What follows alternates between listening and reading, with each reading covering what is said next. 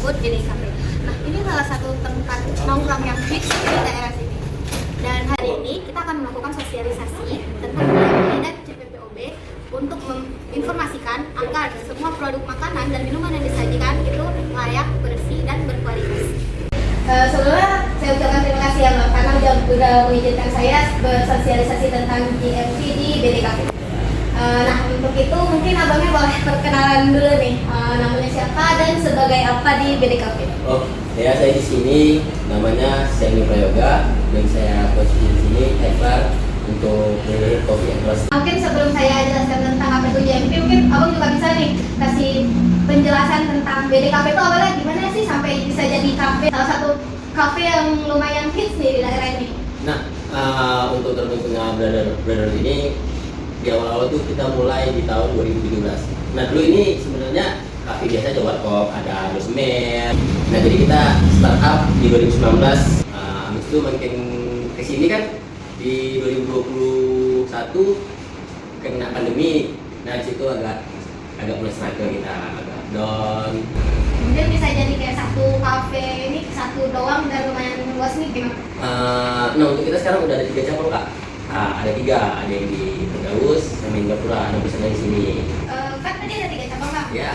Nah, menunya itu sama atau gimana? Sama. Nah kebetulan kita untuk yang di Firdaus kita nggak ada jual makanan sebenarnya, jual makanan ada. Kan ada nih autentiknya, misalnya kayak minuman. Ya. Minuman khusus adanya di BD doang. Nah itu kayak bahannya sama kayak umum atau ada sedikit ya? Pasti beda kak. Saya jelasin pengertiannya dulu ya Pak. GMP itu Good Manufacture Practice dan CPPOB itu cara produksi pangan olahan yang baik. Nah itu tuh bahasa sederhananya bagaimana kita memastikan makanan dan minuman yang dijual di kafe ini aman, bersih, dan kualitasnya konsisten. Kayak hal-hal sepele mungkin dari segi rasa, kebersihan tempat, baru kayak bahan baku yang masih fresh, baru kemudian kayak bagaimana karyawan membuat makanan. Nah di GMP itu ada peraturannya dan itu memang ada undang-undang yang mengatur tentang itu, dimana memastikan kualitas makanan dan minuman yang kita buat itu layak untuk dimakan oleh konsumen. Di GMP ini kan lo mengatur dari bahan baku sampai baru jadi agar dia hasilnya konsisten lah. Nah untuk dari bahan baku sendiri itu suppliernya dari mana ya? Mungkin abang bisa jelasin. Supplier gitu kak, biasanya kita kalau bahan baku yang kering ini kayak minuman kan jarang gitu yang pakai bahan baku yang nggak salah. Nah kita ada supplier yang dari gimana misalnya mati itu masih ada supplier. Untuk produksi sehari-hari itu mah di BD ini apakah misal nggak habis nih bahan baku hari ini? Nah itu dikemanakan? Karena kan biasa kalau kita mengikuti standar GMP bahan baku yang nggak segar tuh atau nggak layak pakai itu kan udah nggak boleh dipakai lagi nih besoknya. Di BD ini bagaimana cara? Misal satu hari nggak habis. Oh yang bisa dari satu hari habis. Barang-barang yang satu hari habis itu biasanya disimpan di wadah. Nah wadahnya itu kita nggak ditutup rapat. Nah kita wrapping. Untuk yang hygiene perusahaan yang tadi, misalnya nih ada karyawan yang sakit. Nah seharusnya kan itu nggak boleh ya kalau sesuai aturan GMP itu misal karyawan yang sakit itu tidak diperkenankan melakukan produksi makanan untuk di BD ini bagaimana? Istirahat dulu atau enggak istirahat pulang ke rumah besok kira-kira sembuh. Nah saya sendiri sebagai mahasiswa teknologi hasil pertanian mungkin kembali lagi waktu tujuan pertama saya melakukan sosialisasi ini karena kenapa sih harus dilakukan GMP pada suatu tempat yang memproduksi makanan dan minuman itu sebenarnya agar ada keunggulannya. Yang pertama itu pangannya aman dan sehat dan layak untuk dikonsumsi. Yang kedua konsisten dari segi rasa dan kualitas. Yang ketiga mungkin konsumen percaya atau bahasa mau datang lagi nih ke sini karena mereka percaya bahwa oh makanan di sini tuh memang ada kualitas gitu. Untuk penjelasan tentang GMP tadi menurut peraturan ada 8 aspek utama nih Bang yang harus kita perhatikan. Yang pertama itu lokasi bangunan, yang kedua sanitasi dan kebersihan air, yang ketiga suhu, yang keempat adalah hygiene personil atau karyawan, yang keempat adalah pengendalian hama, yang kelima adalah penyimpanan, keenam itu label kemasan, yang kedelapan itu konsentrasi. Dari 8 aspek yang tadi itu bagaimana? Yang pertama lokasi dan bangunan. Sebenarnya kita lokasi dan bangunan itu kita udah jadi tempat yang strategis. Nah, kayak lokasi pembangunan itu kita benar-benar perhatikan kebersihannya, kita jaga. Untuk sanitasi, kebersihan dan air Pak, ini airnya sumbernya dari mana? Air kita sumber dari air tanah yang ada pengeboran.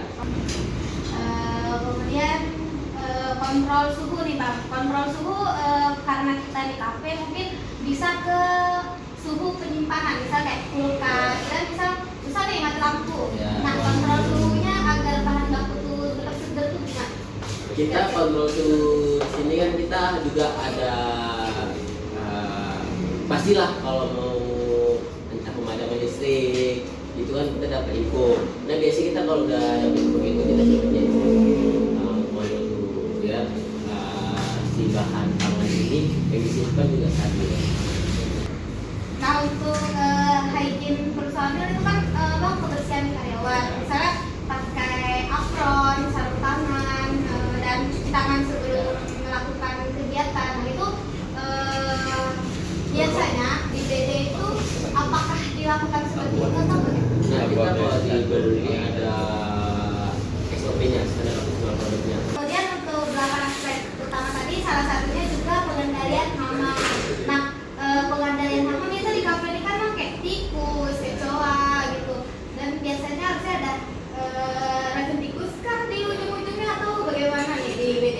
Nah kalau kita di sini sebisa hama itu kalau tikus atau macam kecoa itu tempat kita sebisa mungkin kita open, closing, kita bersihkan semuanya, jangan sampai kotoran tertinggal karena hama-hama gini kan suka tempat yang kotor kan. Iya. Nah jadi kita benar-benar kita bersihkan. Kemudian untuk penyimpanan nih Bang, penyimpanan mungkin penyimpanan yang dimaksud dalam konsep kafe ini penyimpanan bahan baku nih dari bahan baku basah, kering. Biasa kan kayak kalau di BD ini gimana penyimpanan bahan baku?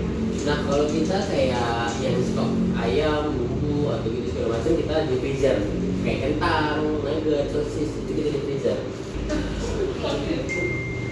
Untuk kemudian salah satu aspek utama GMP tadi adalah label dan kemasan. Mungkin ini kayak label cup BD ya Bang. Berarti dia emang khas gitu atau?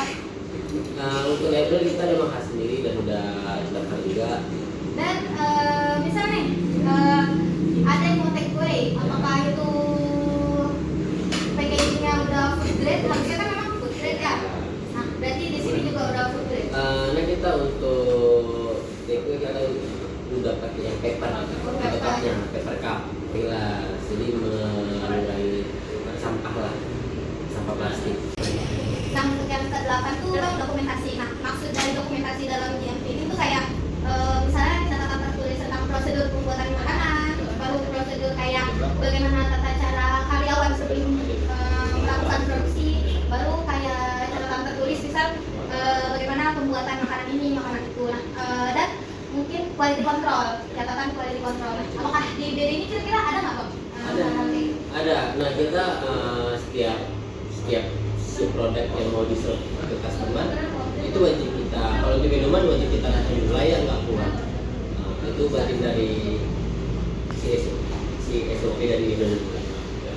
Wajib kita cek layak kita customer atau enggak. Nah untuk makanan juga kayak gitu, bahan baku kita cek masih layak atau enggak. Kalau kita nggak layak kita ganti bahan. Nah mungkin bagian dari GMP juga Bang itu ada 3 bahaya keamanan pangan atau HACCP hazard. Yang pertama itu bahaya biologis, kayak misalkan tadi ada bahan mentah nih kayak ikan dan ayam itu dari air kan itu bisa masuk jadi salmonella, E. coli apabila tidak dilakukan penanganan dengan tepat. Contohnya suhu bahan baku. Kemudian ada bahaya kimia seperti tadi aku juga udah jelaskan kalau misal tikus ini kadang-kadang ada di tempat-tempat gelap, jadi kadang dikasih jebakan atau apa, mungkin itu bisa jadi satu bahan kimia kayak racun tikus kan misalnya. Kemudian misal ada bahan pembersih yang mungkin mengenai makanan gitu.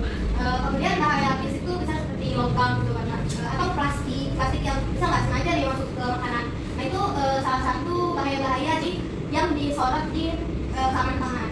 Nah untuk GMP ini mungkin kelihatannya kalau kita bahas GMP atau GPPD itu cara produksi pangan olahan yang baik mungkin kelihatannya sepele, tapi sebenarnya itu tuh ada regulasi dan standar pangannya. Kalau di Indonesia sendiri itu ada wajib hukumnya, yaitu peraturan pemerintah nomor 46 tahun 2019 tentang keamanan pangan. Dan untuk di dunia sendiri itu ada namanya kodeks, kemudian ada FDA Food Safety Modernization Act, kemudian ada juga di Indonesia namanya ISO 22000 yaitu Food Safety Management System.